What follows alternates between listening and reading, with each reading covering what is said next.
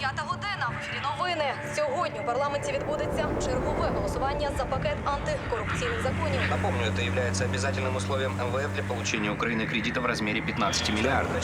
Закон про офшори, реформу суду і прокуратури, електронний Це виглядає дуже добре. Однак ми знаємо, як воно потім виходить на ділі. Де політична воля? Де обіцяні реформи? Коли президент... Почему вы вообще думаем, что кредит это панацея? Можливо, арешт Чуйко був не на часі. Попередній уряд забезпечував стабільність. Нехай ми не жили як у раю, але принаймні не знали. Так вот, напрашивается вопрос, кто же в итоге лучше, честный дилетант или коррумпированный...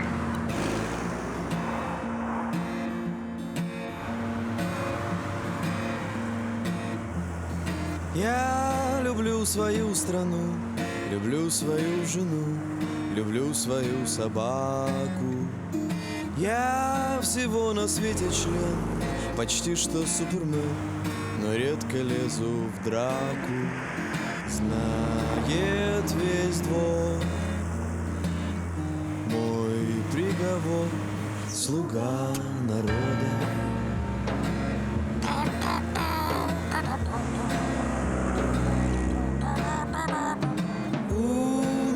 Почти все есть, достоинство и честь, и даже крики «Браво!».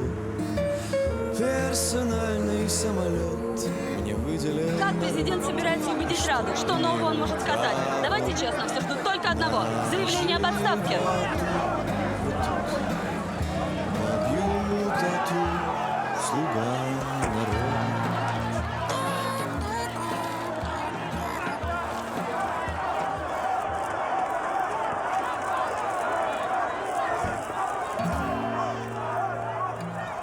Я надеюсь, что ни у кого уже не осталось сомнений в необходимости этих законов. Завтра МВФ принимает решение. Это голосование – последний наш шанс. Нам давно пора понять, что общество поменялось. И оно больше не будет ждать и прощать. Не будет новой революции. Будет последняя. Я надеюсь, вы меня услышали. Дякую, пане президенте. Шановні пані та панове, я ставлю на голосування пакет законів, запропонованих президентом України. Прошу голосувати.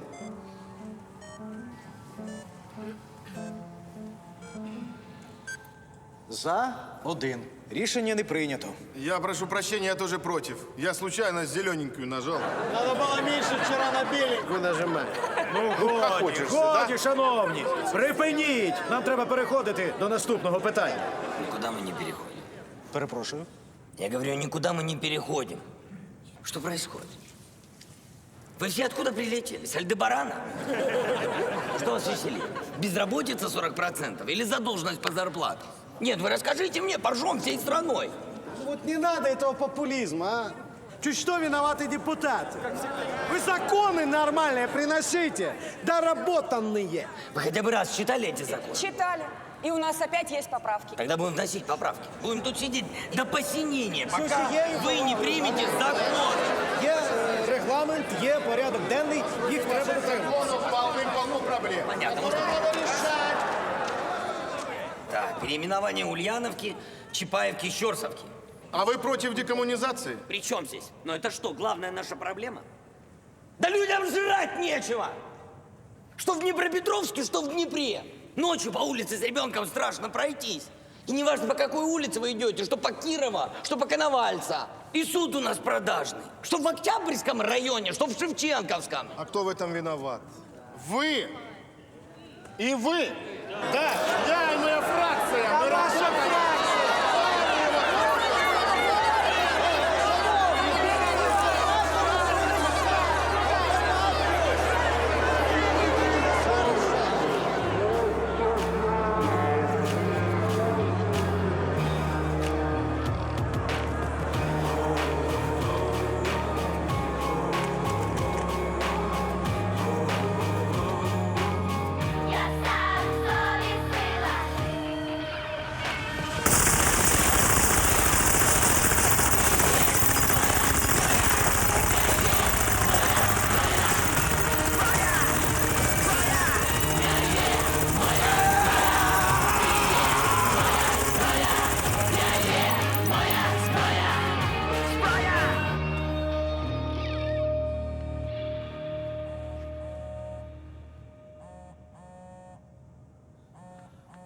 У вас телефон звонит, господин президент. Что? Телефон звонит. Ответьте на звонок, Василий Петрович.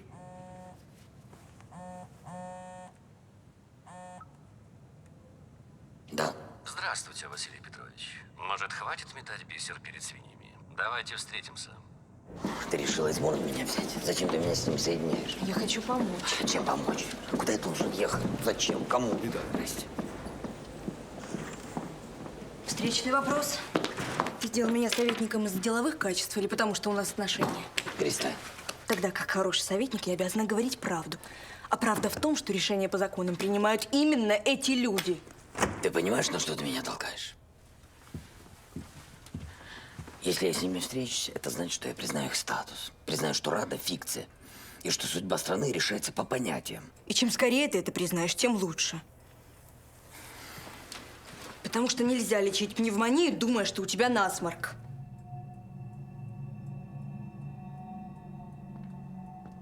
Вась, другого выхода нет. Ты сам это прекрасно знаешь, но боишься себе признаться. Хорошо, я с ними встречусь.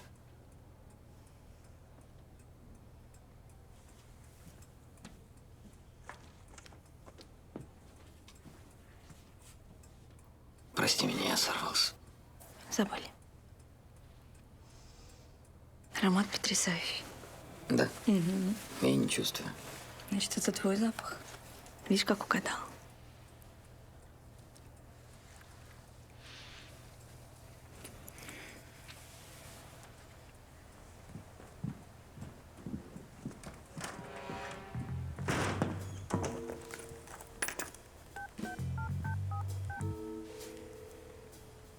Говори. Он едет.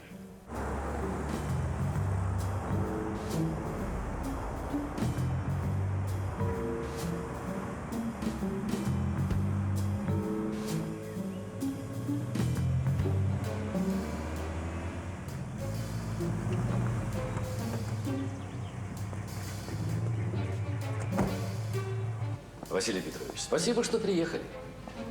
Редко встречаемся. Работы много. Давайте не по работе. Лошадок любите?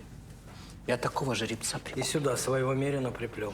Иногда нужно переключаться, иначе вообще с ума сойдешь. Василий Петрович, никуда наша Рада от вас не сбежит.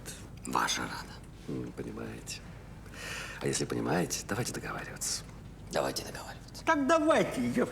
На кону 15 миллиардов. На этих условиях вы можете их получить. Это кандидатура премьер-министра. Не прошло и 2 месяцев. Ну, нужно было согласовать условия всех сторон. Ну да, разбил денег от МВФ. Хороший стимул договориться. Да бросьте, Василий Петрович. В накладе не останетесь. Еще и на экономику хватит. Вы издеваетесь? У вас патовая ситуация. Или он, или ничего. Достал ты своим жеребцом, Миша. А это, по-моему, очень неплохой вариант на премьер-министра. Он у меня с руки ест. Василий Петрович, вот, извините. Это не вариант. А у нас других вариантов нет. Значит, нет. А на что вы рассчитываете? Все козыря у нас. Мне кажется, вы немножко преувеличиваете свой авторитет. Смешно. Вы что, нам угрожаете? Я, боже упаси. Но я сделаю все, чтобы законы были приняты. Задолбали реформаторы хреновые. Без вас же как-то все работало. Шатка-валка, но оно работало ж. Вдруг пришел один красавец. В секунду решил поменять все правила игры. Ты Юру зачем посадил? С Юрой нужно было договариваться, согласовывать, слушать. Вы, конечно, молодцы. Высосали из страны последние соки. Жижа одна осталась. Все равно голодная. На что купите, ребят? Не, может быть, нужно помочь. Пожалуйста, мы сбросимся всей страной. А когда вы сдохнете, вы хотя бы раз задумались, что будет написано на ваших могилах? Ничего. Значит, не договоримся. Значит, не договоримся. Что и следовало доказать. Бесполезная встреча. Пусть не премьер-министр. А если президент?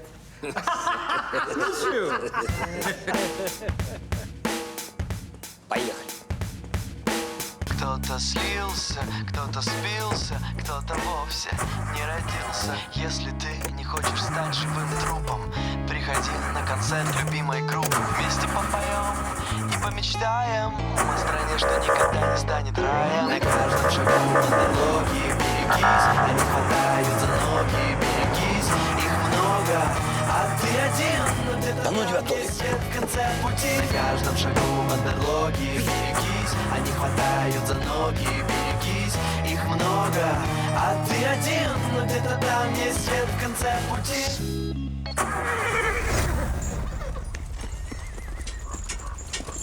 Князь говорить будет!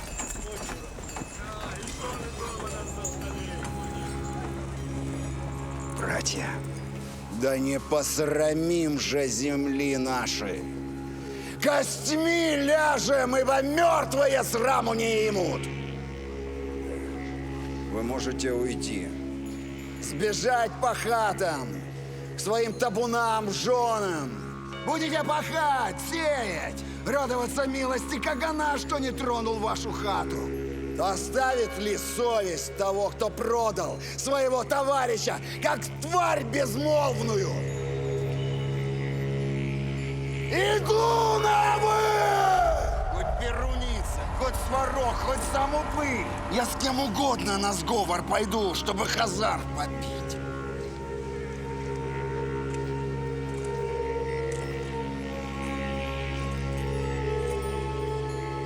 Но если хоть одна вошь завелась, что задумала предательство... Завелась. Завелась, Василий Петрович. Можем ехать. С кем угодно на сговор пойду, чтобы хазар попить.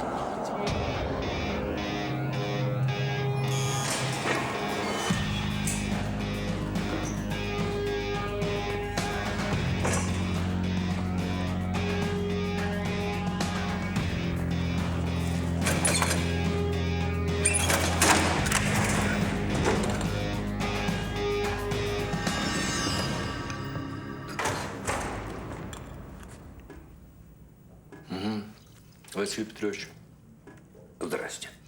А я вас еще вчера ждал. Вы погостите или, как здесь принято говорить, на прописку? Проходите, садитесь. Чувствуйте себя как дома. Ну как вам тут? Как в тюрьме. Дефицит свежего воздуха, витамин, солнышко. Питание ужасное. Да, я попрошу, чтобы улучшили условия. Спасибо вам, гражданин начальник. Василий Петрович, ну вы же не ради этого сюда пожаловали. Значит, Рада не проголосовала, и с нашими общими друзьями договориться не удалось. И вы решили предложить мне сделку? А что вы можете? Скостить мне мою 20-ку? Максимум до 7 лет. Ах, как заманчиво звучит. Но я, пожалуй, откажусь. А вот на предложение наших уважаемых вам бы следовало согласиться. Они хотят полный контроль над финансами МВФ через своего премьер-министра. Ну что, предложение прекрасное. Правда, на должность премьер-министра я еще своего согласия не давал. Вы тут ни при чем. Они хотят Карасюка. Кого? Карасюка. Сергея Леонидовича. Я хочу все о них знать. Вы дадите на них компромат. Взамен получите свободу. Через 7 лет. Выпить не хотите? Пойдемте. Значит, говорите, Карасюк? Интересно, интересно. Пойдемте, пойдемте.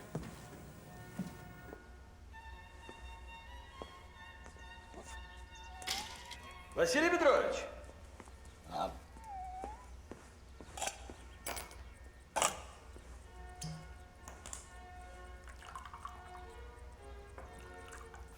Да, согласен. Виски, не ахти.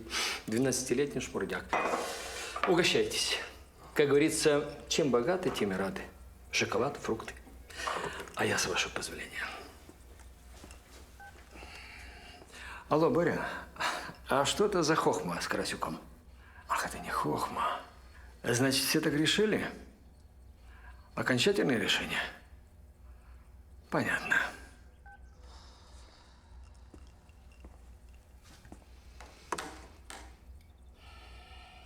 А знаете, Василий Петрович, я, пожалуй, соглашусь на ваше предложение, но на других условиях. Во-первых, полная амнистия. Давайте хотя бы половину. А вы хотите весь кредит или половину?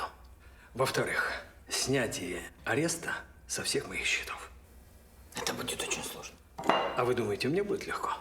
Вы представляете, что со мной будет, если они только заподозрят, что я пошел на сделку? Я буду мечтать только об одном, чтобы смерть была быстрой. А вы правда знаете, как это сделать? Для этого мне нужно знать две вещи. Сколько у нас есть времени и кто вам подбирал этот парфюм. Мика. Да, Васо. А завтра утром поедешь в СИЗО и заберешь Юрия Ивановича. Привезешь к себе, он согласился дать показания. Понял, брат, сделаем.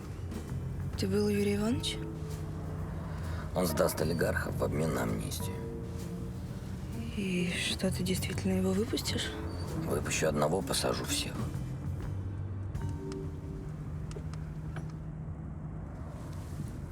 Все будет хорошо.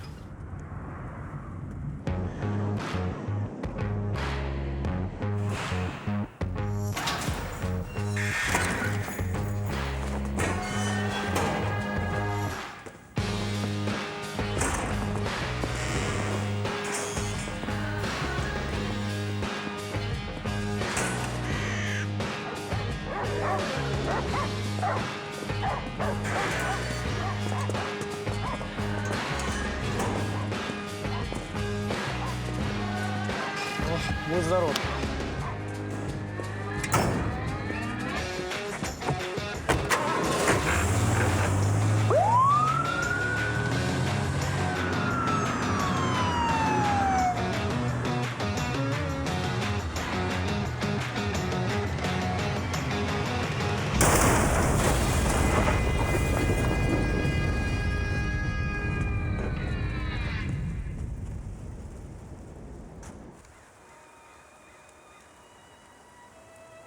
Ушел из жизни великий человек, прекрасный семьянин,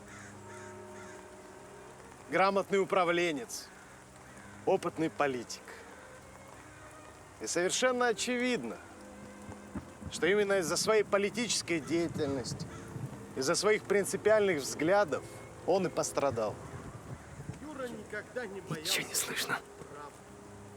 Кое-кому это не нравится. Не высовывайтесь. Вас заметят. Что мы тут делаем? Не всегда выпадает такая счастливая возможность посмотреть на собственные похороны. Сперва это надуманное, сфабрикованное дело. А когда стало понятно, что суд будет проигран, власть решила от него избавиться. Вот таким вот кровавым методом. А вот это кто? Власть. Ну, он плачет. А, это Гена. Близкий друг. Сволочь последняя. А чего ж плачет? От счастья. Знали бы, сколько мне должен. Ну, что еще сказать? Поздравляю вас. В Украину вернулись 90-е. Если кто-то думает... Интересно, а чей это такой маленький, убогенький веночек? Почему маленький? Нормальный, обычный венок. Василий Петрович, вы прислали мне венок? Да. Какой цинизм. Извините. Да, Серега, привет. Алло, ну что, ты уже во Львове? Слушай, мне сейчас неудобно говорить. Ты долбанулся, что ли? А мне удобно позориться перед МВФ? Ты когда будешь? Не знаю, придумай что-нибудь. Точно не сегодня. Я понимаю, мы договоримся встречу. Василий Петрович. Что? Я разговариваю, Юрий Иванович. Все, Серега, ты министр, ты и думай. Все, пока. Он еще не вилетів, твою мать. Українською, будь ласка. Знаєш, психувати мені зручніше російською. А мені байдуже, ми домовились тільки державна мова, інакше ти її не вивчиш. Добре. Отже, Василь Петрович досі в Києві. Нічого страшного. Пару годин ми зможемо відволікти пана Адельвайнштайнера екскурсію по палацу Потоцьких. Які пара годин, Оксана? Його сьогодні зовсім не буде. Це тупо. От ти і скажеш своєму пану Адельвайнштайнер. Адельвайнштайнер. Адельвайнштайнер. Штайнер. А тепер разом Ото Адельвайнштайнер. Отто. Я буду звати його по імені. Він не любить панібратства. Тоді його фамілію будеш називати ти. По-перше, прізвище. По-друге, як ти собі це уявляєш. Вчи, поки не пізно.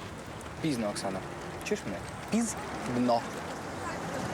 І попереджаю, навіть не думай з ним жартувати. Він дуже серйозна і принципова людина. Для нього розклад і регламент – це все. Тобто він така ж нудота, як і ти. Welcome to Ukraine. Thank you. Do you speak English? Yes, a little bit. Але мені краще українською. Містер Не Мухінс. треба. Можемо українською. Не дивуйтесь, просто моя бабця з України. А, тоді ласкаво просимо до України, пане Отто. Адельвайнштайнер. Yes. Дякую. Прошу. Я перепрошую, а де президент? Президент не прилетів. Так що, значить, у нас проблеми? Ні. Що ви взяли? А що, президент вас уповноважив обговорити усі питання? Ні. Значить, у нас проблеми. Та нема ніяких проблем, пане Отто. Не молчи. Адельвайнштайнер. А президент відсутній, тому що закон не прийнятий. Та як це не прийняті? Прийняті навіть більше, ніж треба. Вони їх там стільки не приймали, зараз сидять, розбираються, які з них були потрібні, а які ні. Пан міністр має на увазі, що зараз йдуть фінальні консультації, з'ясовуються деякі деталі. Пан президент ось-ось і вилетить сюди. Я хотів би нагадати, що наша зустріч була запланована ще на вчора. Тільки з огляду на форс-мажор, ці трагічні події, ми погодились перенести зустріч. Штензі.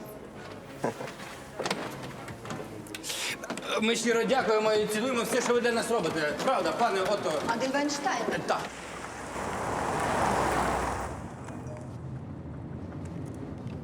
Опять Сергей Викторович? Какой непонятливый. Вы уверены, что он справится с поставленной задачей? Это Аня. Понятно. Кстати, не факт, что это ее настоящее имя. Но как бы там ни было, очень хорошо, что вы ее посадили. Какая дрянь. Из этой дряни человека взорвали. Мне бы еще жить и жить. Юрий Иванович, давайте сменим тему. Василий Петрович, ну вы не переживайте так. В этой Матахаре весьма солидный послужной список. Как говорится, не вы первый, не вы последний. Юрий Иванович, я понял. Да. Многие слуги народа прошли через ее, как бы это мягче сказать, ну, скажем, руки. Я понял, Юрий Иванович. Да. Бывший вице-премьер Щербаков, замглавы НБУ Куняев, Семенов, Лабута, Дереконь, Яненко, я. Единственный, кто устоял. А так, собственно говоря, весь бывший кабинет министров. А можете немножко помолчать? Да, конечно. Хотя нет, не весь. Там же 2 женщины были. Хотя знаю Анну Михайловну. Хватит. Да, извините. Остановите.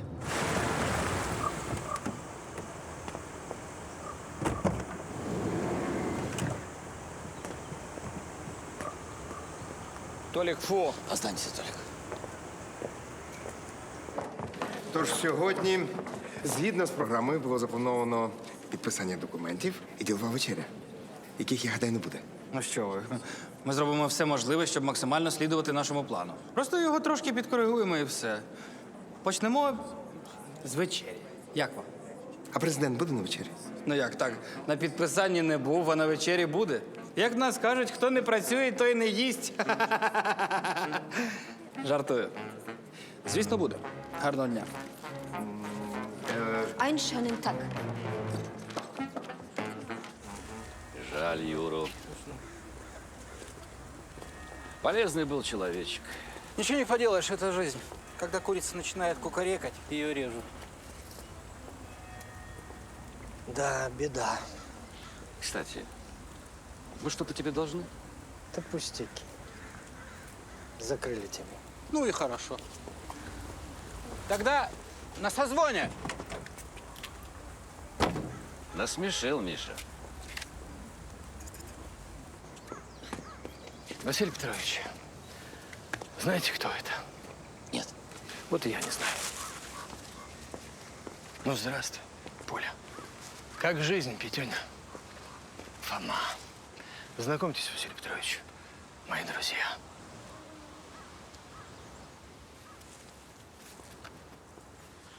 Ну, здравствуй, мама. У вас была мать? Извините.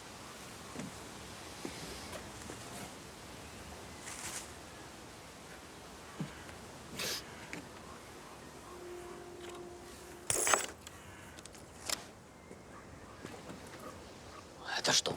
То, что им нужно. Компромат на олигархов. Вы сделали тайник на могиле своей матери? Это же кощунство. Василий Петрович, а покойник или хорошо, или ничего. Пойдемте. Здесь все есть. Досье, схемы, офшоры, эпиграммы. Эпиграммы?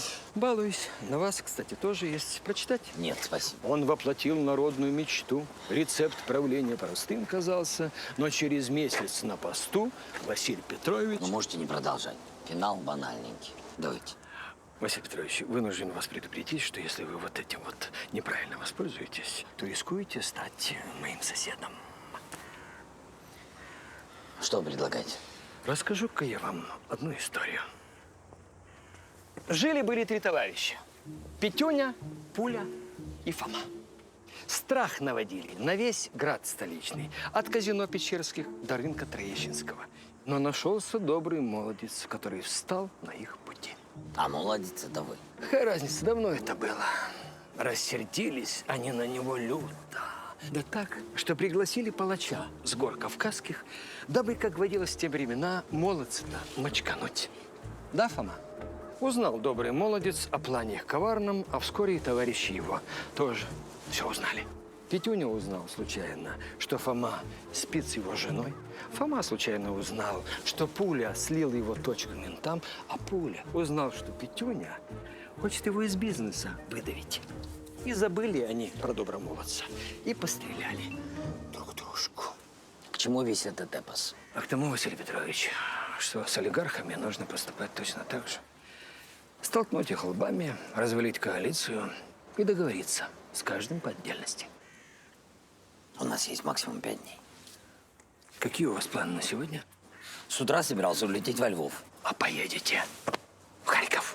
Президент Голобородько змінює плани. Замість зустрічі з МВФ Василь Петрович відправляється в робочу поїздку країною. Президент планує відвідати Харківську, Сумську та Тернопільську області.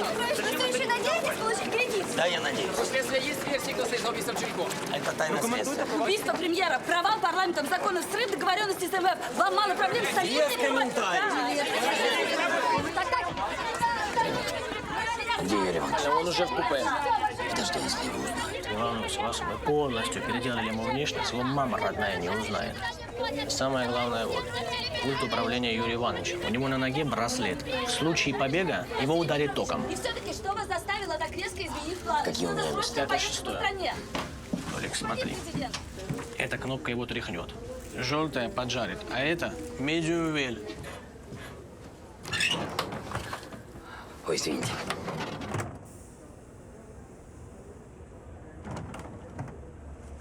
Василий Петрович, здравствуйте.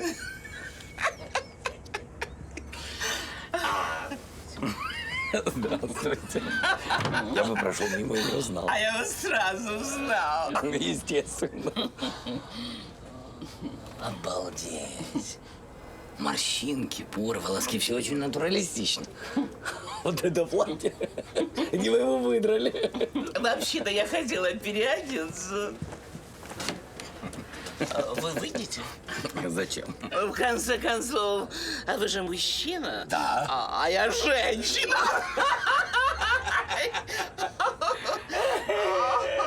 Издалека, да.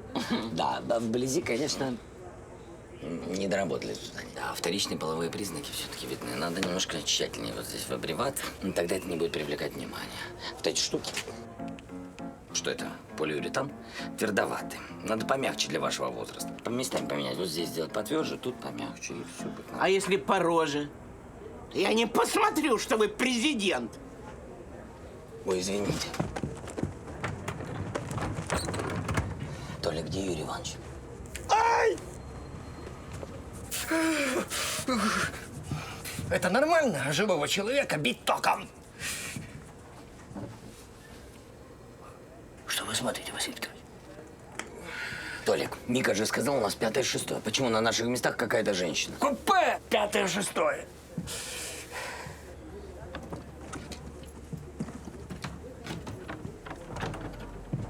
Ну что вы молчите, Василий Петрович? Как вам мой новый образ? Сумасшедший Айболит? Вообще-то это Марк Твен.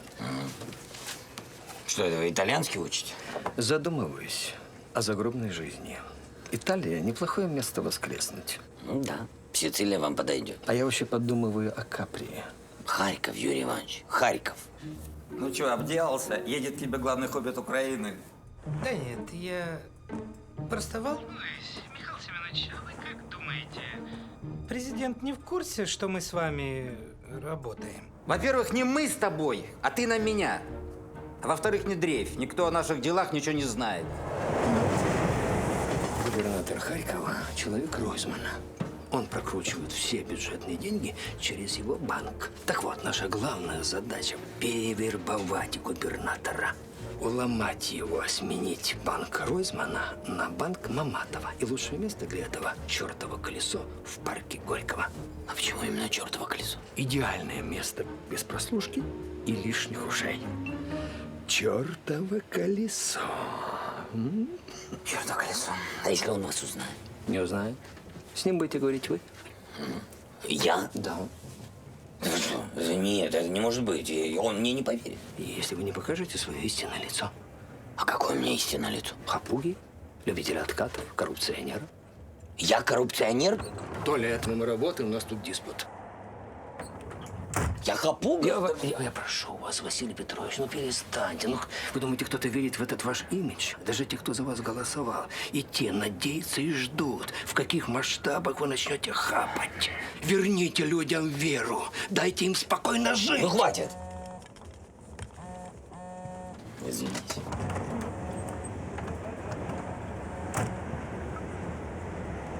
Вася, это международные отношения. Перенос встречи с главой делегации – это скандал мирового масштаба, понимаешь? Я тут тоже не на пляже загораю. Сейчас у меня эти европейские хмыри спросят, когда ты будешь. Как только буду с чем, я сразу приеду. Сережа, подожди ты! Я что-то не понял. Завтра тебя тоже не будет? Нет. Бляха-муха, Вася. Ладно. Я как-нибудь выкручусь. И я очень надеюсь, Вася. Ты знаешь, что ты делаешь. И я надеюсь. И не лезь там во всякую херню.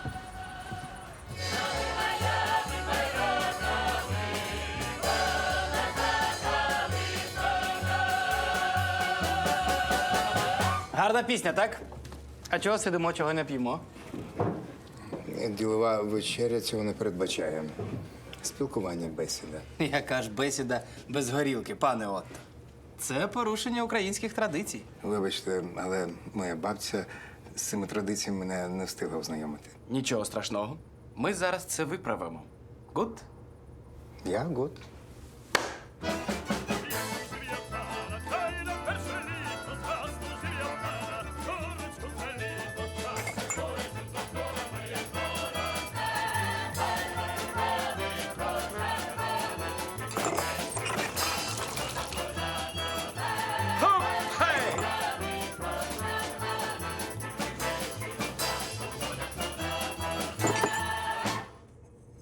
Будьмо. Ні-ні-ні. Це перша традиційна чарка, яка п'ється до дна. Ну хіба що ви бажаєте навмисно образити господаря?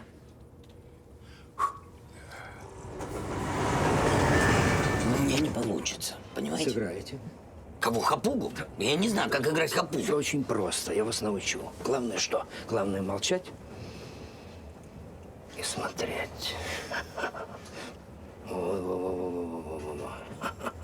Вот это обязательно? Да, обязательно. Да. Я же не могу все время молчать. Ну, если захотите что-то сказать, ну, говорите. Ну, да, вот. Не громко, тихо, да, по себя. Что? Говорите тихо. Зачем? Чтобы вам кланялись. Вот он взгляд, вот, зафиксируйте.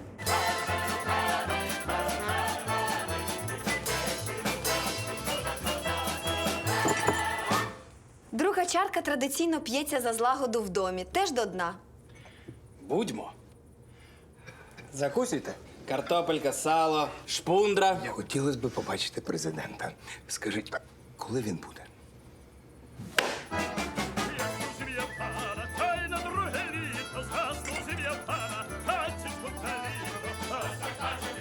Ні, це традиція.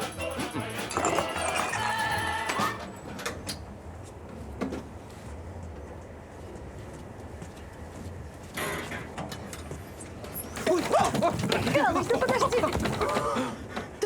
Ты что, дед? Ты что, уйди! Уйди, гад! Ой, ты что ты делаешь, боже мой! Толик, я в туалет. Туалет закрыть, санитарная зона! Толик! Скотина ты, Толик! Зая, открой, дедушке надо. Спать иди, Зоофил! Будьмо! Скажіть все ж таки, ти президент. А я вам хіба не сказав? Ні.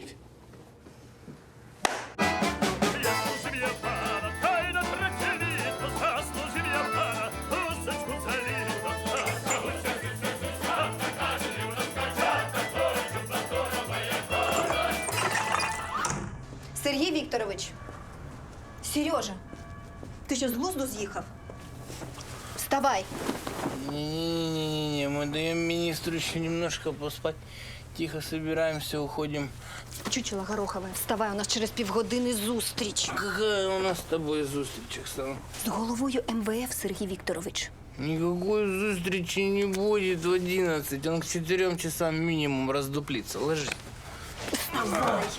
Я не знаю, котрій годині він прокидається. Мені все одно, я відповідаю за тебе. А ти повинен з'явитися на зустрічі за 10 хвилин до початку. Сережа, ти мене позориш. Посмотри, на кого ти похож. Прими душ, освіжись. Бла-бла-бла-бла-бла. Хреновый из тебя будильник, Оксана. Сережа, Сергій Вікторович, пане міністре. Я тебе еще раз говорю, не будет никакой встречи ни в 11, ни в 12, ни в час, Оксана. Ей! Ей!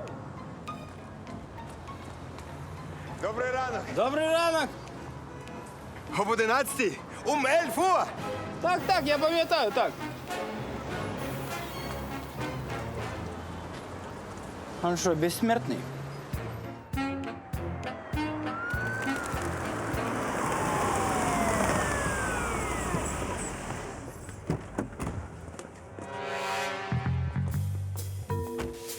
Володя, що з кортежем президента? Не переживай, Тарас, едет кортеж. У котрий потяг? Ах, хай йому.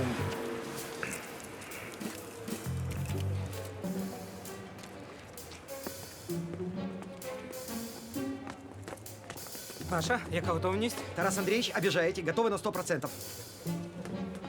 Сподіваюся, все скромно і без помпи. Все строго по протоколу.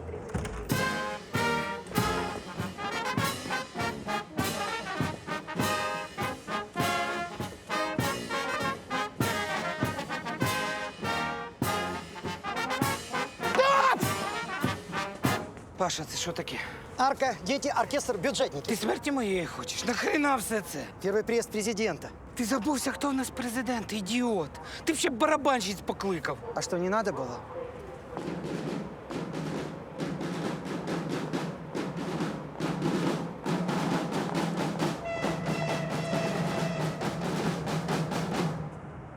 Все, приїхали.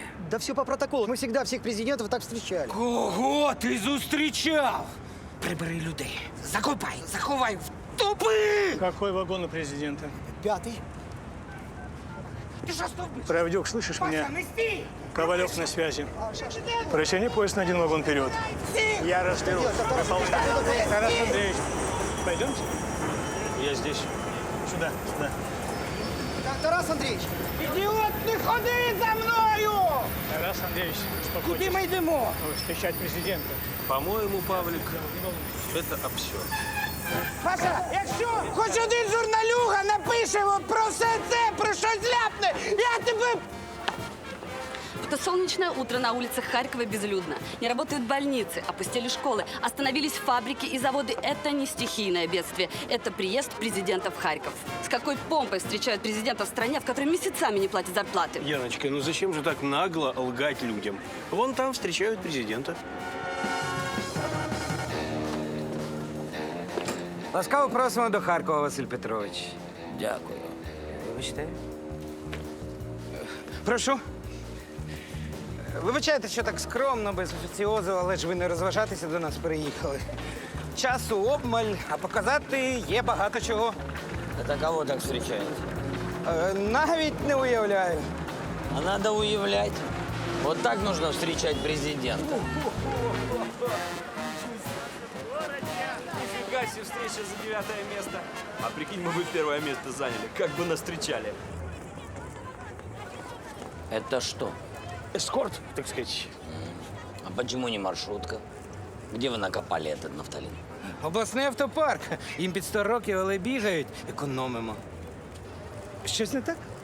Не мой уровень, не статусно. Пане Мухін, я сподіваюся, ви нарешті внесете ясність щодо візиту президента. Президент просить вибачення, він зараз знаходиться в Києві, проводить в Раді фінальні консультації. А що ви скажете на те, що президент зараз знаходиться у Харкові? Який Харків? Президент у Харкові. Звісно, в Харкові. Де ж йому ще бути? Тут, у Львові. Він буде. Щойно розвіє прах. Прах? У своєму заповіті прем'єр-міністр попросив розвіяти його прах над Харковом. Хто це має зробити? Тільки діючий президент. Це така традиція. Але на діловій вечері він буде з нами. Гарного дня. Ти сам зрозумів, що сказав? Не хочу даже вспоминать.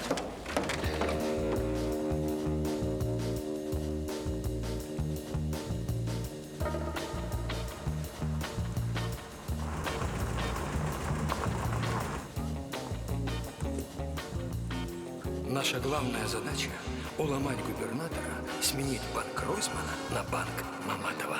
Так вы говорите, Ройзман имеет 5% с коммуналки всего города?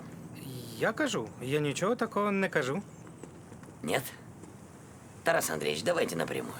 Мне от вас нужна конкретная услуга. Для вас що завгодно, пане президенте. А ось гордість. Лучшее место для этого – чертово колесо. 5 метрів. Прокатимся? Обов'язково. Володя, поїдеш з президентом? А что, Володя уже губернатор? Давайте с вами пошепчемся, тет-а-тет. Я б залюбки, але не можу. У мене акрофобія. Що? Лютий страх висоти. На чому завгодно, лише не на колесі. Важный звонок. Акрофобику. Черт.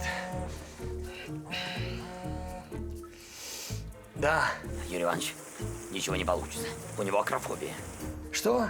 Дикая боязнь высоты. Я не смогу его затащить на чертово колесо.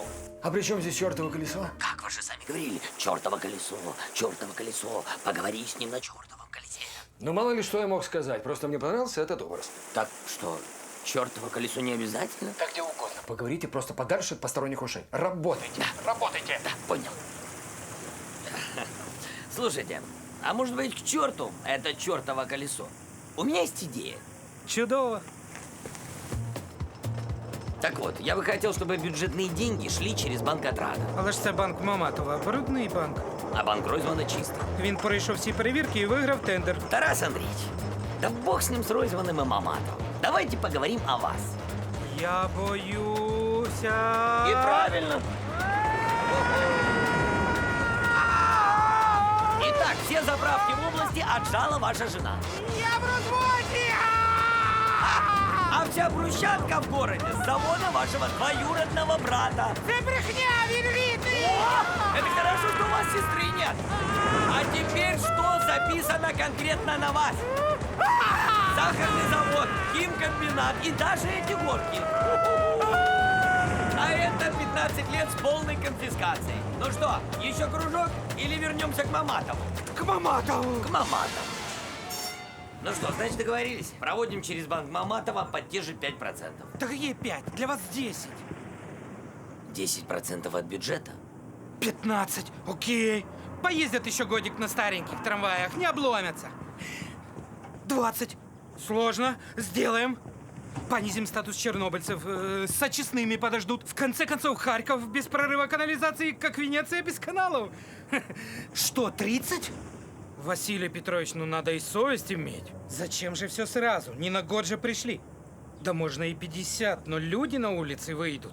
Тогда с вас Нацгвардия. Я тебе хребет сломаю! Оторву, скотина, стоять! 30% из бюджета! Вы сами такие! За что? Я тебе засуну эти шарики, знаешь куда? Люди смотрят! Про людей он вспомнил, подло! Так он, на тебя, заколю! Что-то невообразимое происходит сейчас в парке Горького. Президент Голобородько гонит губернатора по парку. У нас был план! Ну, простите, я не сдержался, когда он сказал про 30%. Да хоть 100, хоть 200, хоть 300. Мы не для этого приехали. Я не знаю, что делать. У нас был чудный гамбит. Это надо быть таким идиотом! Толик. А ну еще раз. Дебил. Перестаньте же. Есть. Значит так, делаем маркировку. Назначаем на пост губернатора человека Маматова. А кто это? Василюк Иван Сергеевич. Да что, на нем же пробы ставить негде. Василька не будет. Будет, Василий Петрович, будет. Президент Голобородько призначив Івана Василюка новим губернатором Харківської області. На думку президента, саме Василюк зуміє навести лад в регіоні. Також Голобородько висловив надію на плідну співпрацю, пообіцявши усіляку підтримку зі свого боку. К новостям спорта в 6-м туре чемпионата Украины. Слушаю. Это я тебя слушаю. По поводу? Не включай дурака, хреновый из тебя актер. Что это за мутатень со Василюком в Харькове? Это что? Это жизнь, Миша. Я тебя услышал.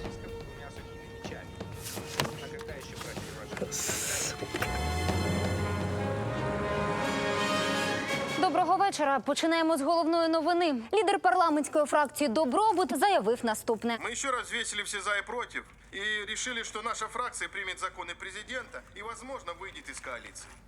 Что это за шапито, Михаил Семенович? Не я его начал, да? Рустем Ашотович. Миша, ты что, мацы объелся? Еще раз повторяю, твоего Губера уволил президент. Ее же ж какие мы вежливые. Вчера еще чмо, ничтожество, сегодня уже он президент. А что ты мне предъявляешь? Что у меня с Голобородько терки? Я тебе ничего не предъявляю. Я только констатирую факт. Голобородько назначил твоего человека. Да откуда он знал, что это мой человек? Хочешь сказать, это случайность? Господа, вы что, сюда собачиться приехали? Успокойтесь. Лично мне, как лицу незаинтересованному, все очевидно. Кто-нибудь знал, что Цицик твой человек? Да никто. А кто-нибудь знал, что Василюк твой человек? Того, кто знал, мы позавчера похоронили. Отсюда вывод. Это нелепая случайность. Бывает редко, но бывает. Так что, Миша, ты не прав. Чего я должен вдруг? Миша! Андрей! Миша!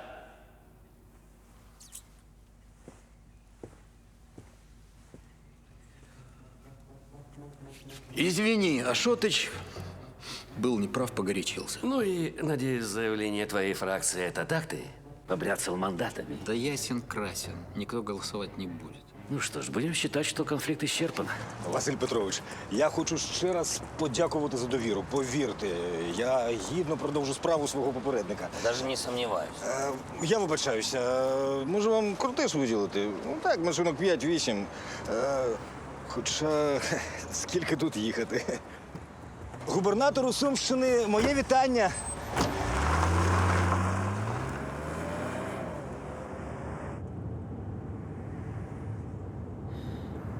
Толик, мы сейчас в отель? Нет. Мне кажется, нам нужно кое-что забрать. Уже. И где? В багажнике. Как в багажнике? Ну, ваши вещи в багажнике. Нет, я имею в виду не вещи. Кое-что. Ну, ты понял? Нет. Где дядя? Дядя? Дядя. Какой дядя? Мы что, с собой много дядь брали? Мой дядя где? Ваш дядя? Да не мой он. Не мой дядя? Он не мой. Он... Наш дядя Юра. Толик, я думаю, это Василий Петрович обо мне. Я здесь. Дядя с вами. Я вижу. Ну как прошло назначение, Василий Петрович? Не откусили голову Василику? Какой смысл? Откусишь одну, вырастут три. Василий Петрович, давайте так договоримся. Больше никаких импровизаций. Хотя должен вас похвалить, этот ваш экспромт с цициком принес свои плоды. Романченко заявил, что их фракция будет голосовать за ваши законы. Серьезно? Это же здорово. Не надо так радоваться. Думаю, завтра утром он даст опровержение. Почему? Да не важно. Главное, что лед тронулся. Шестереночки заскрипели. Да. Хорошо, и какие планы в Сумах? А какие у нас могут быть планы в Сумах, когда мы едем в Запорожье? Как в Запорожье? С ветерком. Надо в отель заехать. Зачем? Забрать дядю. Толік. Пане міністре, ви мені обіцяли. Ви клялись, що сьогодні ввечері буде тут цей... Хто? Президент. А!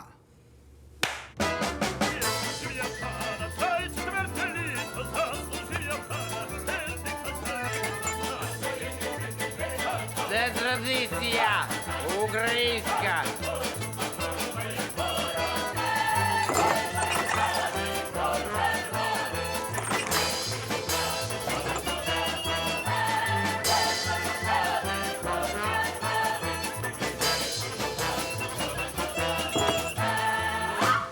Будьмо!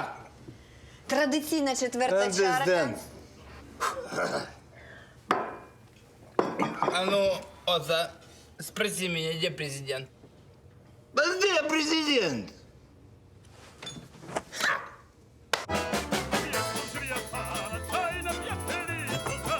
Традиція. Наливай.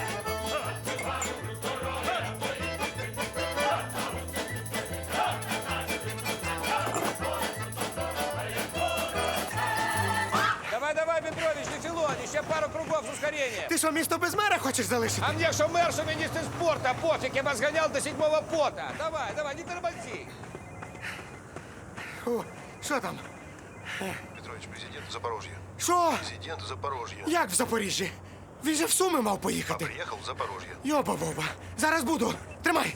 О, пошел, хорошо, стій. молодец. О, Стій, кажу. давай, можешь, когда хочешь, Палыч. давай, молодец. Стій, кажу! Не болтай, дыхалку Палыч. собьешь, я из тебя Стій, поломаю. я тебе уб'ю! Давай, Стій, сука! Президент Голобородько змінив план робочої поїздки і замість Сум відправився у Запоріжжя. Там у доволі жорсткій формі президент поспілкувався з місцевими можновладцями. Здорово, правда? Нравится? Что это такое? Господин президент, ну, есть сложности, которые не позволили нам достроить мост. Как? А он достроен? Вот же он. Смотрите, какой стоит. Монолит, красавец. А вон второй мост. А вон там третий. Это просто такая технология, да? Новейшая. Наномосты. Прозрачные и хрустальные. Ну, шутка ли? 4 миллиарда из госбюджета. Нет, вы скажите, может быть, мне просто не сказали. Вполне возможно, вы на ЗАЗе изобрели новую Таврию. Новая модель. Летающая Таврия. И теперь нам абсолютно не нужны ни мосты, ни дороги. С мостом это не наша вина. Мы просто попали на недобросовестного застройщика. Да. И кардиоцентра нет по той же причине. Ну, конечно. Зачем вам кардиоцентр? У вас же нет сердца. Где ваш мэр? Госпитализирован по подозрению на инфаркт. Ну, слава богу, хоть у кого-то есть сердце. Вернемся к тендерам. На мост, на дороги, на дам. Тут все хорошо. Оформлено. На разные юридические компании. Есть, правда, одна проблемка. Учредитель в этих компаниях один. Рустем Маматов. Может быть, я снова чего-то не знаю. Может быть, существуют такие тендеры, в которых можно выиграть всю область. Или, может быть, даже всю страну. Вполне возможно, были такие аукционы. Нас просто не позвали. Василий Петрович, буквально через 2 часа мы собирались все эти вопросы обсудить на сессии. Обсудите и доложите мне. Да, и последнее. Если я еще раз узнаю, что очистные на Запорожстале включаются только к приезду президента, засуну всех в трубу. Труб хватит? Хоть чего-то у вас хватает. Василий Петрович, Василий Петрович, что заставило вас изменить план поездки? Почему Запорожье? У меня появились факты, подтверждающие коррупцию в области. Кстати, отдельная благодарность за информацию, за документы журналисту Сергею Бирюкову.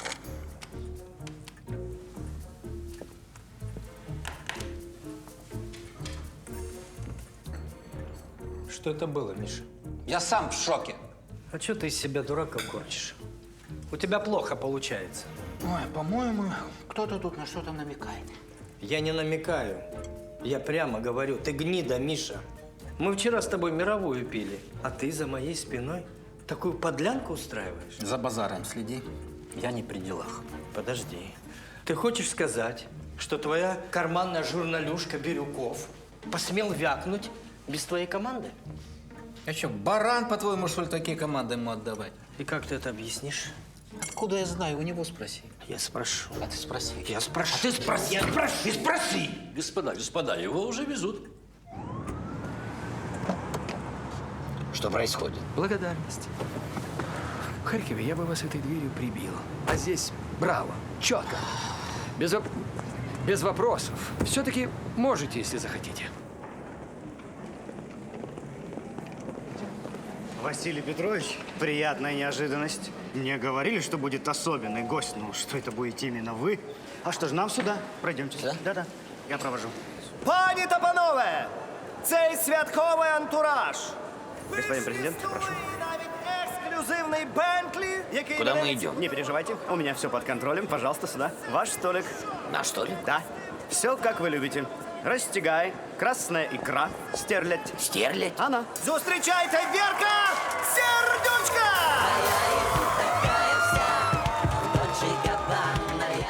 Свет, звук не мешает? А может быть, сердючку... Нет. Хорошо, вы тогда располагайтесь, я именинницу позову. Подождите, какая именинница? Она точно сюда? День рождения первой леди, а вам не сюда? Моей первой леди? Нет, первой леди Запорожья, жена мэра. Извините, мы не приглашены. Василий Петрович, вы всегда приглашены. Вы президент, значит, в шаг. Послушайте, это какое-то недоразумение. Пожалуйста, я устал, мне нужно идти. Господин президент. Здравствуйте. Ну вы хотя бы с мэром поздоровались. Как я могу поздороваться с мэром, когда он в больнице? Как в больнице? Моє серце. Вы, Василий Петрович, возьмите себя в руки. Я думаю, нам стоит уйти. Тихо, успокойтесь. Все нормально. Почему так нужно заводиться, Василий Петрович? Ну, подарили человеку Бентли, сделали ему приятно. Приятно. Люди всю жизнь на маршрутке ездят. Ну, так это люди, а кто-то должен ездить и на Бентли. Так, может быть, люди должны ездить на Бентли? Ну, тогда это будет маршрутка, а не Бентли. Прошу вас. Спасибо. Проходите, Василий Петрович, проходите. А что это за номер? Это президентский. Вы же еще президент. Значит, все логично. Или вам не нравится? Не, причем тут нравится или не нравится. Мне бы подошел обыкновенный стандарт. Восхищен вашим аскетизмом. У вас в роду не было спартанцев?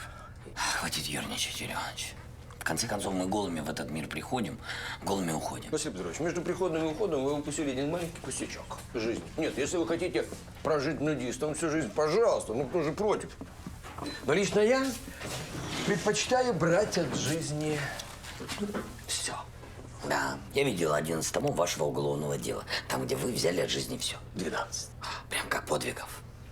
А ради чего это все, Юрий Иванович? Рвать, хапать, идти по головам, быть подонком для всей страны. Зачем все эти миллиарды? Они что, греют душ? Поднимают ваше эго? Ради чего это все, Юрий Иванович? Эти столы, эти люстры, эти царские палаты. Гробы-то без карманов. Терраса. Кошмар. Эти огромные террасы, безразмерные балконы. Посмотрите. Ради чего это все?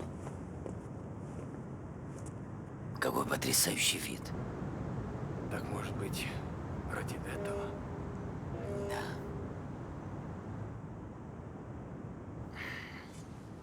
Какие у нас планы?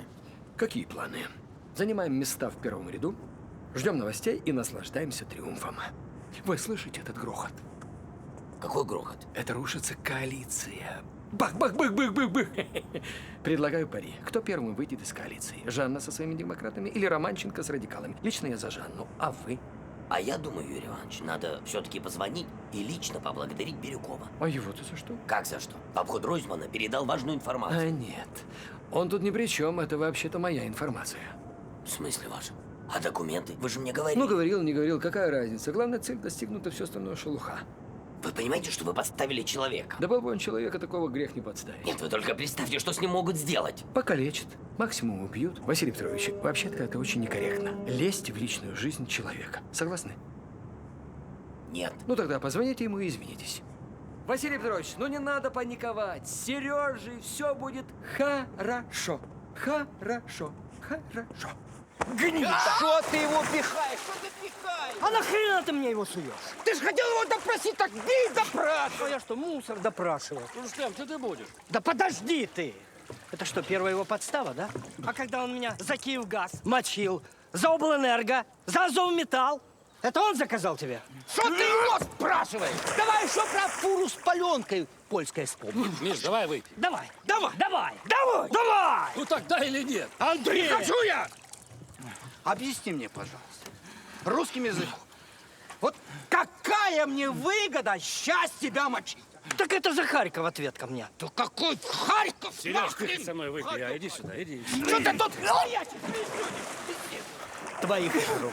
Ну, чуйка у меня. Вот оно, неоправданный наезд. Без оснований. Господа, успокойтесь. Вот Сережа живой, здоровый. Спрашивайте у него. Что ты там плаваешь, жаба? Ты что, плавать сюда приехал? Рустем Ашотович, я глянувся, я нікому нічого не заливав. Про заяву Голобородька я дізнався постфактум. З президентом я ніколи не контактував. І взагалі, я не мав з ним зв'язку. Він не мав з ним зв'язку. І з ним ніколи, що ти це сказав? Не контактував. Не контактував! Не контактна він людина, понимаешь? Я проверил его контактик в телефоне, все чисто. Ну, дай-ка. А это что такое? Громкость включи. Алло? Добрый день, Сергей. Доброго. Сергей, я прошу прощения, произошла ошибка. Дело в том, что информацию по делу Маматова я получил совершенно из другого источника. А назвал вашу фамилию. Так что извините. Да ничего. Вы знаете, я подумал, что если бы у вас была эта информация, вы бы мне наверняка передали. Нет? Я? Звичайно. Честно говоря, вы знаете, все эти Немчуки, Ройзманы, Маматовы, они высасывают кровь последнюю из страны. Да была бы моя воля, я бы вернул назад смертную казнь. Причем долгую и мучительную. Чудова ідея. А так между нами, с кого вы начали?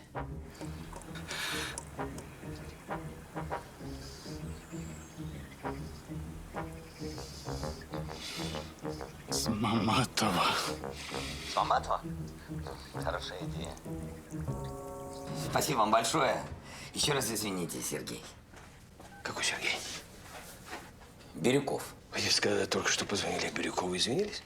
Да, и я считаю, я поступил честно. Значит, я вырабатываю план, продумав каждую деталь, а вы одним телефонным звонком все сливаете в унитаз. Честно. Не нужно драматизировать. Нет ни сил, ни желания на вас кричать. Это был просто звонок. Идиот! Вы! Идиот! А вам в голову случайно не приходила мысль, что так гнида записывают все телефонные звонки на диктофон? Я даже не подумал. А надо было подумать. Просил без самодеятельности. Вам что, Харькова было мало? В Харькове вы, между прочим, меня хвалили. Все. Все. Все.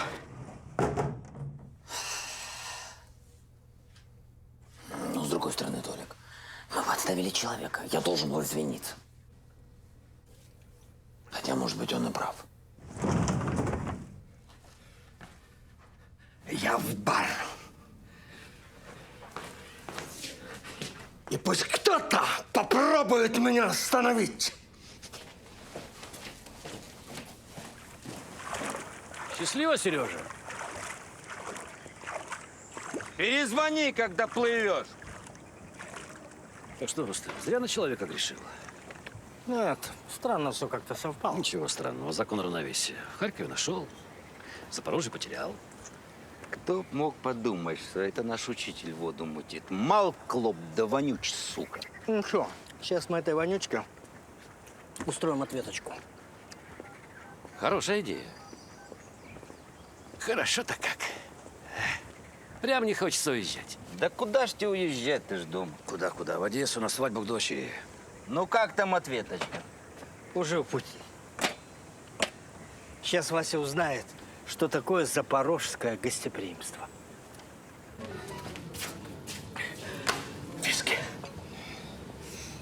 Толь, что ты стоишь, как на плацу? Сядь, расслабься, посмотри, что.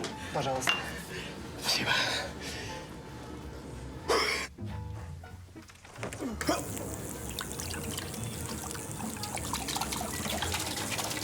Толь, ты не видел портфель? Все, католик. Повторите. Будьте любезны. Пожалуйста.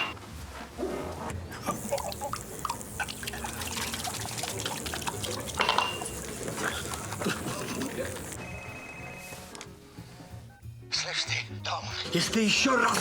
Это я прям... Ты знаешь, куда... Вас не слышно. Толя, закажи что-нибудь перекусить. Повторите. Бутылку.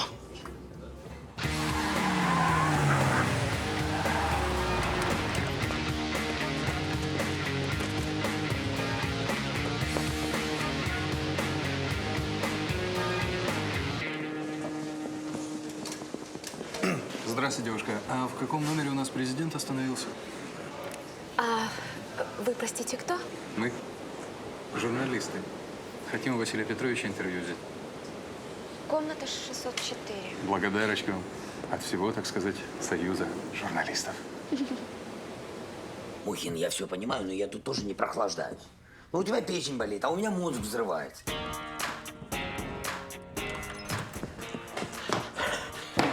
Бегом. И без разговоров. Что значит бегом? Во-первых, я не буду пить, тем более с вами. Толик, у нас гости. Что происходит? Какие гости? Быстро из номера. Игорь Иванович, ну что даем? Это кто? Профсоюз журналистов с приветом от Бирюкова.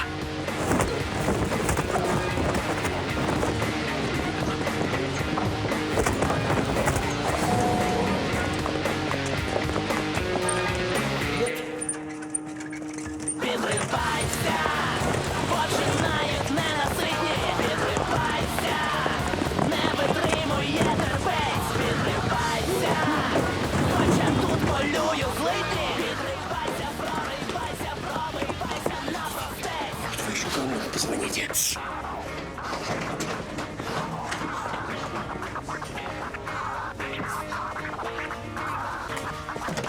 Сюда.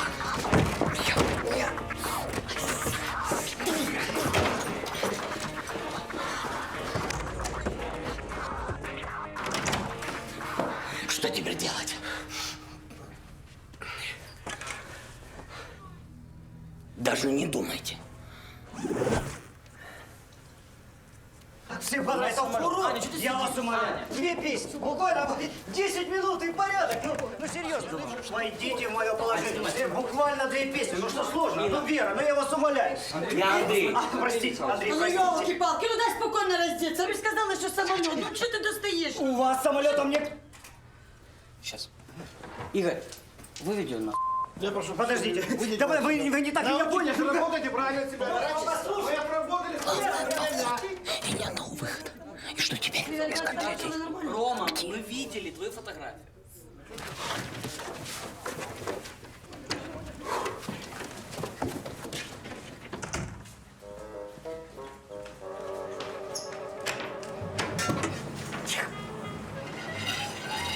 Немножко заблудились. Веруня, мы вас умоляем. Именинница готова удвоить гонорар. Вера! Боже, как я рада, что вы согласились! Я вас так люблю! Ну, пойдемте же! Пойдемте! Ребята! Праздник продолжается! Нет! Что будет? Теперь сюда! Вера! Мама! Юрий Иванович. Здрасте. Вы верная стрелючка, вы бойтесь. Я не умею. Ой, я мать, я лучше знаю. Це наказ! Гензе Міхцу Ге Мухін. Можливо, цей кредит взагалі вам не потрібен. Президент не приїжджає, закони досі не прийняті. Закони прийняті, він в Раді. Зараз вилітає, буде на вечері. От що.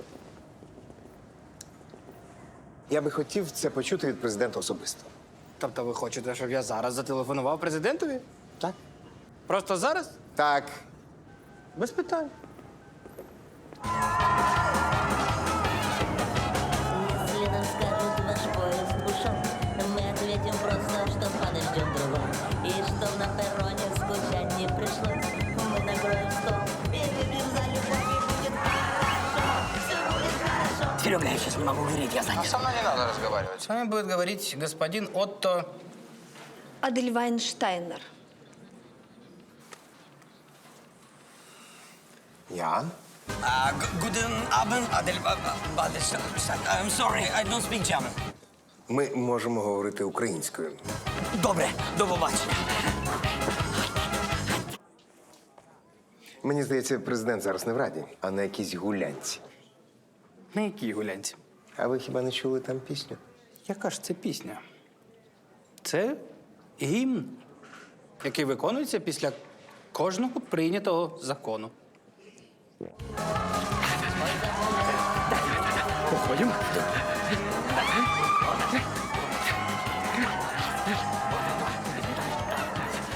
Здрасте. Привет. Мы публику разогрели. Дальше тут сами.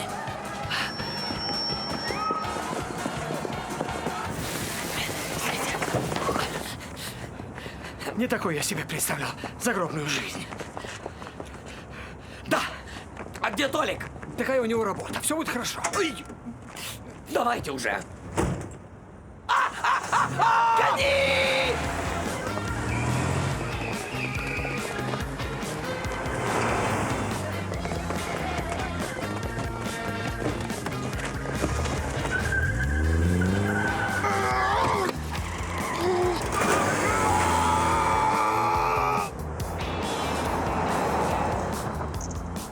Юрий Иванович, там полиция! И чем помогут нам эти хипстеры? Раскидают тетушек палками для селфи?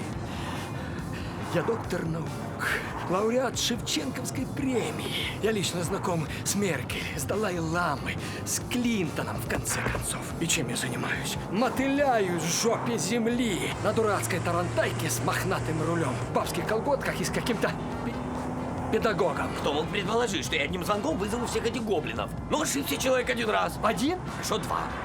Вы еще и подсчитываете? Хотите набрать какое-то определенное число косяков? Бе-бе-бе-бе-бе-бе-бе-бе-бе. Что вы бубните, как старуха? Может быть, хватит? Вообще, куда мы едем? А! Юрий Иванович, они нас догнали! Газуйте, газуйте! Да я газую, у меня уже педаль в пол! Куда вы едете? На мост! Там нет моста! Есть там мост, я его лично открывал. Да вы, кроме дорогого вина, ничего в жизни не открывали! Я был мэром Запорожья. Тогда вообще удивительно, откуда город? Там есть мост. Я хочу жареную картошку. При чем здесь картошка? Потому что я имею право перед смертью на одно желание. Там есть Я мост. хочу картошку!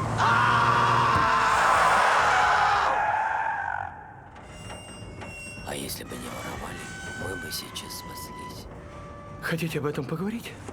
Поехали. Сам знаю.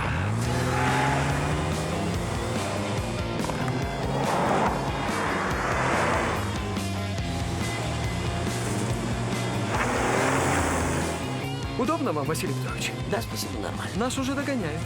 Я вижу. Так, может, что-нибудь сделаете? А что мне сделать?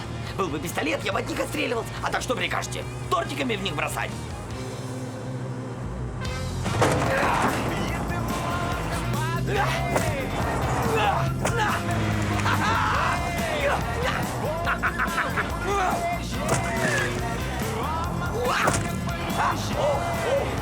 Гриня, ты на месте?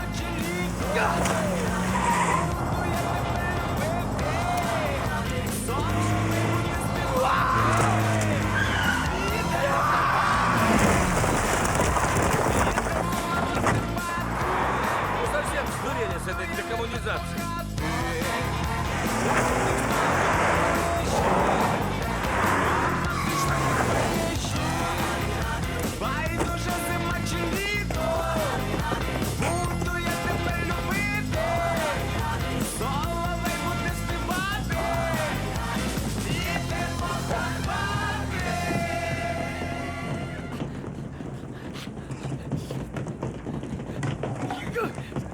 Стоять!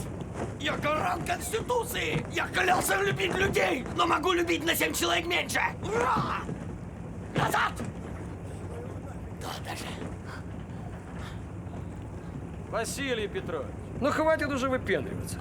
Прыгайте! Гриня, полный вперед! Совести у вас нет! Чему вас в школе учили? Вы чё? Славно посидели. Даже страшно подумать, когда мы последний раз вот так собирались. На похоронах у Юрика. Да, действительно страшно вспомнить. Ну что, спасибо хозяину за горячий прием. Ну, не такой горячий, как у Васи в Запорожье. Ну все, давай. Привет, Одессе. Я завтра тоже еду релаксировать. На охоту еду с фракцией на лосика. Какого лосика? Завтра Рада голосует за премьера. Так это завтра. Завтра действительно исторический день, особенно для нашего историка. Я надеюсь, мы не будем тянуть, как в прошлый раз. Нет, будем действовать, как договорились. Как договорились. Как мы договорились. Выбираем премьера и сливаем Голобородько. Завтра. Пока. Пока. Подожди, я не понял. Завтра выбираем премьера. Это я понял, сливаем Голобородько. Сливаем Голобородько. Когда я иду на лосика? Когда мы выберем премьера.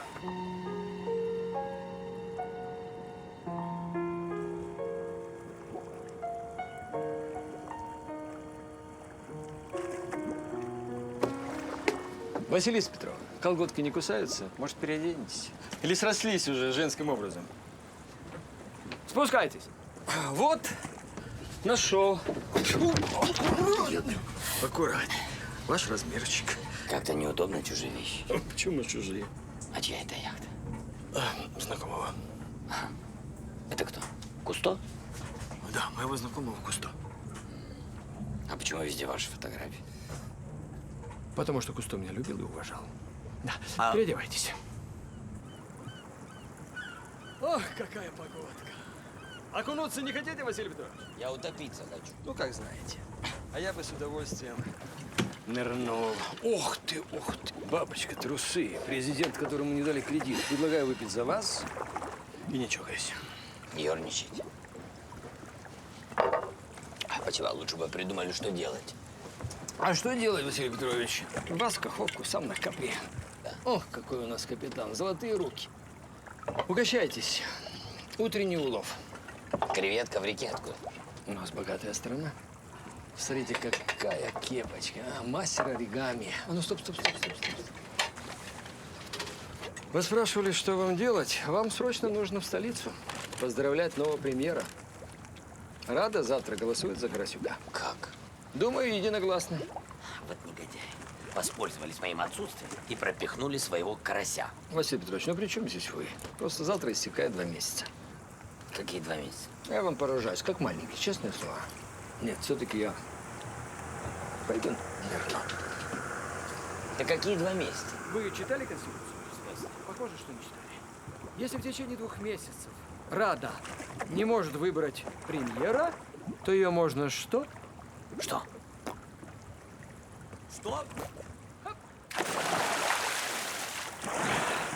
Распустить! То есть я могу заставить Раду проголосовать за законы под угрозой распуска. Браво! Ха-ха-ха! Это гениально! Яху! А вы что так радуетесь? Василий Петрович, знаете, как сорвать голосование Карасюка? Не знаю. А жаль, это бы решило все наши проблемы. А так забейте на все и со мной на капли. Он еще и трубку не берет.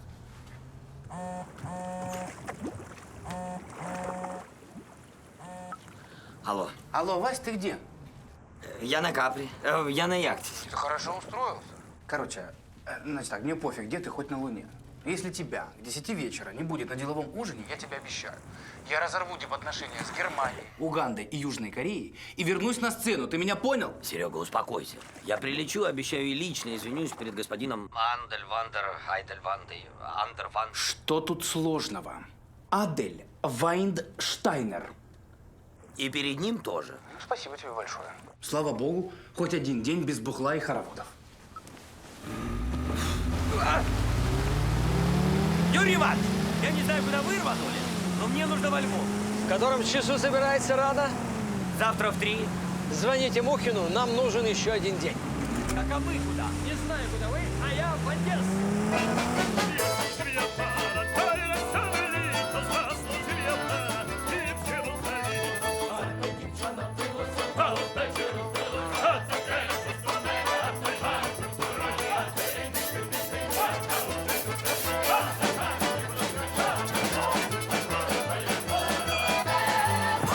А тепер всі разом питаємо мене, де президент. Nein!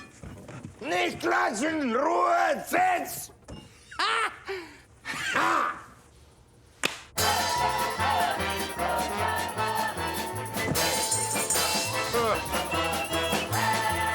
Будьмо!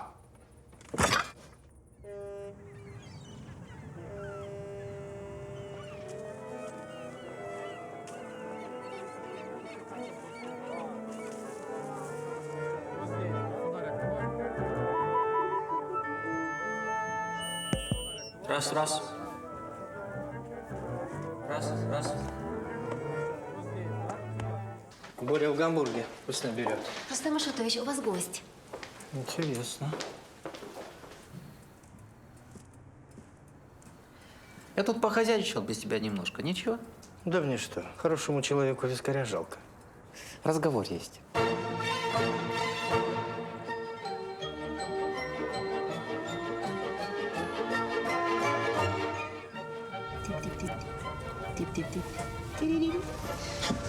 Вставайте, граф, нас ждут великие дела. Мы успеваем? Конечно, все рассчитано по минутам. Давайте завтракать, скоро прибываем.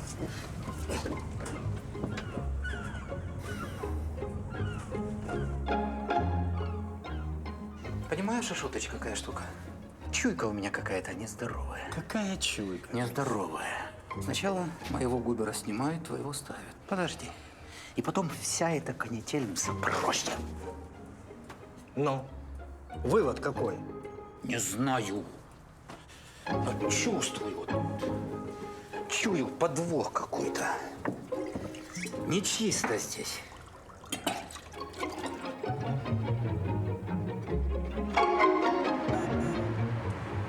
Юрий Иванович, что вы плететесь? У нас совсем мало времени. Да не надо волноваться, Василий Петрович. А мы уже пришли. Здрасте, Вера Борисовна. Гляньте, кто явился. А что ты не звонил, бессовестный? Мама, я прошу тебя, не начинай. Я начинаю. То, что ты умер, это еще не повод не звонить маме. Мы зайдем или всю правду расскажем соседям? Заходи. Подождите, Юрий Иванович, а какая мама? Какая мама? Родная мама. А там кто? Там же памятник. Там никого. Просто засадил хорошее местечко на кладбище. Мамочка, мамулечка, как я соскучился. Нам нужен костюм. Я знала, что тебе что-то нужно. И причем срочно.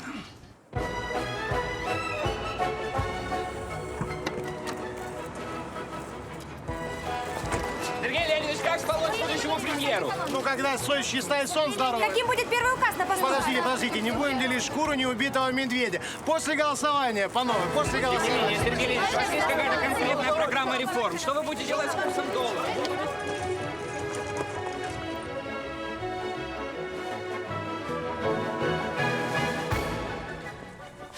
Ну как?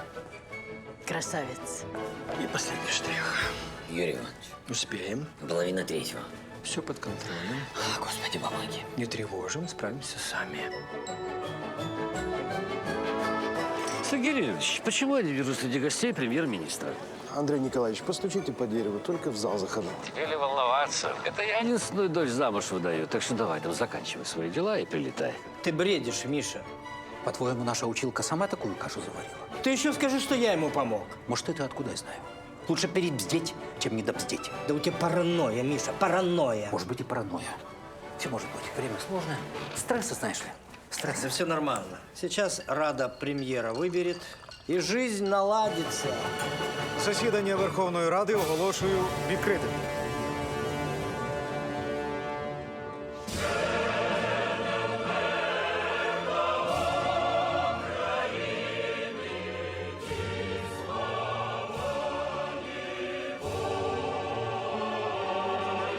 Уважаемые гости, а теперь встречайте нашу красавицу-невесту!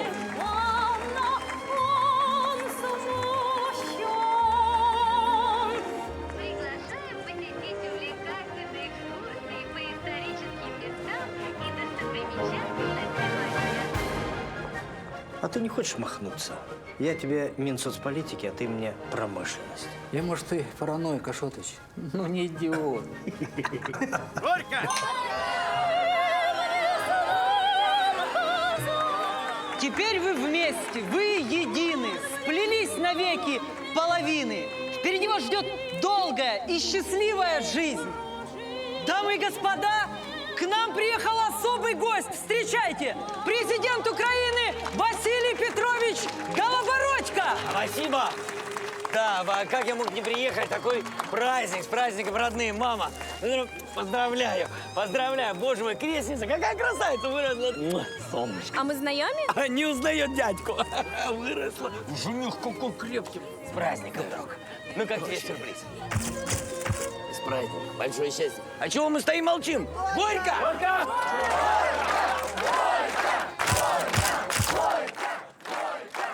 Шановні народні депутати, ставиться на голосування кандидатура Карасюка Сергія Леонідовича на посаду прем'єр-міністра України.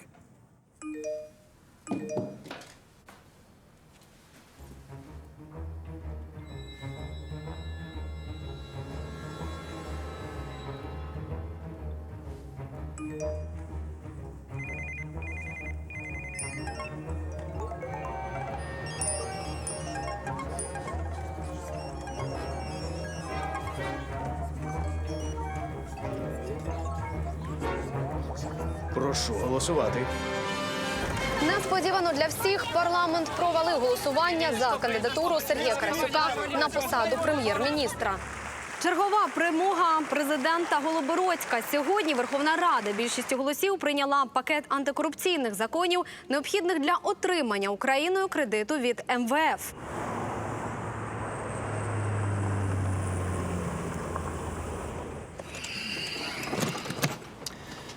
Вроде все. Да. Когда во Львов?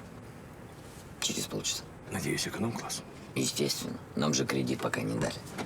Я рад, что вы остались верным себе. Моя родина в надежных руках. Пока. Юрий Иванович. Да. Не думал, что это когда-то скажу. Спасибо вам. Вы хороший человек. Ну, неплохой. Сносный. Обнимемся. Нет, это лишнее. Все.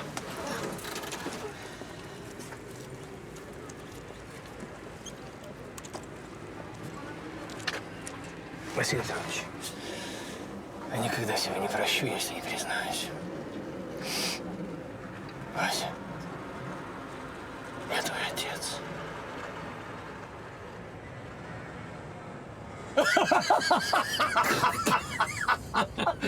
Всегда нравилась эта сцена из «Звездных войн». Будете у нас на капле, милости просим. Спасибо. Смотри мне, электрик. Юрий Иванович, вы забыли. Это вам, на память.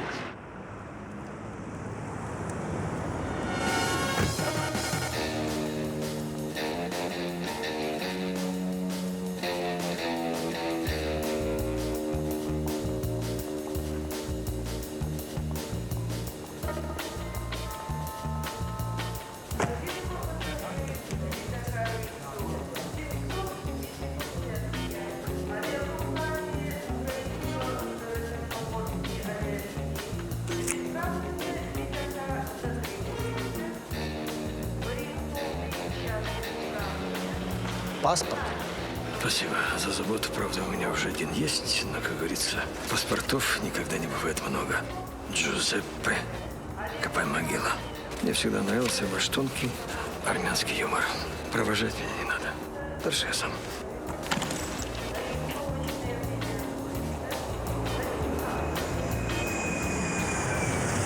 Після прийняття Радою необхідних законів президент Голобородько одразу прибув до Львова і разом з міністром Мухіним відправився до Палацу Потоцьких. Там з хвилини на хвилину розпочнеться підписання угоди з Міжнародним валютним фондом. Чесно кажучи, ми вже взагалі не чекали. Але, як то кажуть, справу зроблено, і тепер не бачимо жодних перешкод для того, щоб ваша країна отримала цей кредит. Дякую. Ну що, перейдемо тепер до додаткових умов. Добре. А що за умови? Стандартні. Пара дрібниць обов'язкових до виконання. Так, пункт перший. Видобуток сланцевого газу. Но у нас его нет. Тепер буде. Да, но это же убьет нашу землю. А сельское хозяйство. Його треба скоротити на 50%, а вирощування пшениці на 70%. Сельское хозяйство – это важное наполнение нашего бюджета. Я даже не могу представить, какие это будут потери. Нічого, знайдете в іншому. І це наша друга умова. Сховище ядерних відходів в Чорнобильській зоні. Звісно, з дотриманням усіх сучасних технологій безпеки. А якщо вам вдасться розширити зону до меж області, то Україна більше ніколи не буде мати проблем. Життя стане щасливим, стабільним і недовгим. Подождите. А не секунду, підте. Нам очень дорого обходится это ваше «подождите».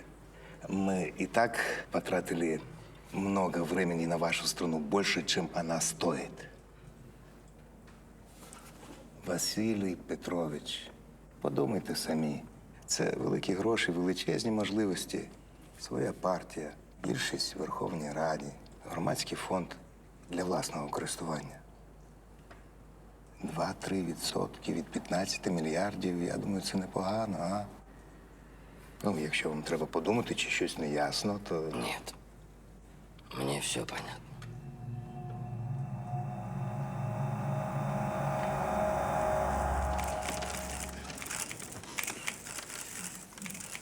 Я хочу поблагодарить главу МВФ и членов Совета директоров за потраченное на нас время и за очень содержательную беседу.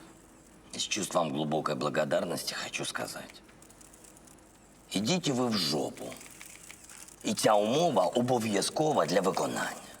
Я понятно изъясняюсь? Мы не попрошайки и не гастарбайтеры. Я хочу, чтобы все запомнили раз и навсегда.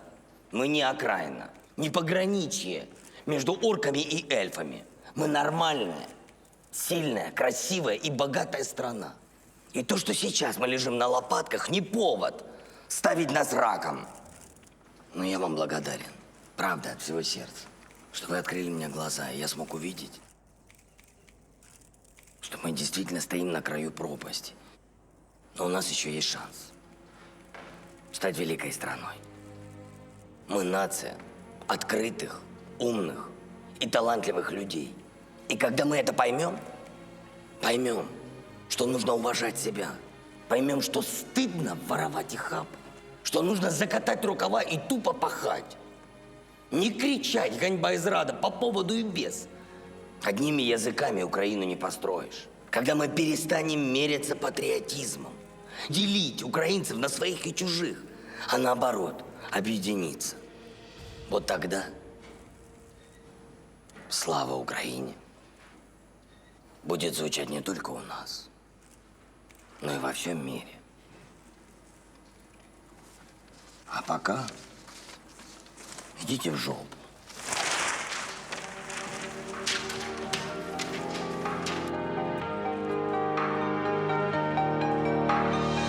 По вулиці йду крізь натовпи людей, куди дорога веде. Від диму і машин, напевно, світ здурів, не помічає мене. А я хотів би так, щоби хоча б на мить тепло торкнулось людей. Тепло розтопить лід і стане кращим світ, сповнений добрих ідей. Подаруй мені мрію, щоб у небо злітати. Подаруй мені радість, щоб від щастя кричати. Подаруй мені сонце, подаруй мені небо. Подаруй мені мрію, мені більше не треба. Я вірю у людей, я знаю, що вони здолають біль і печаль. Дороги всі пройти, дістатись до весни, вони не хочуть, на жаль. А я хотів би так, щоби хоча б на мить тепло торкнулось людей. Тепло розтопить лід і стане кращим світ, сповнений добрих ідей. Подаруй мені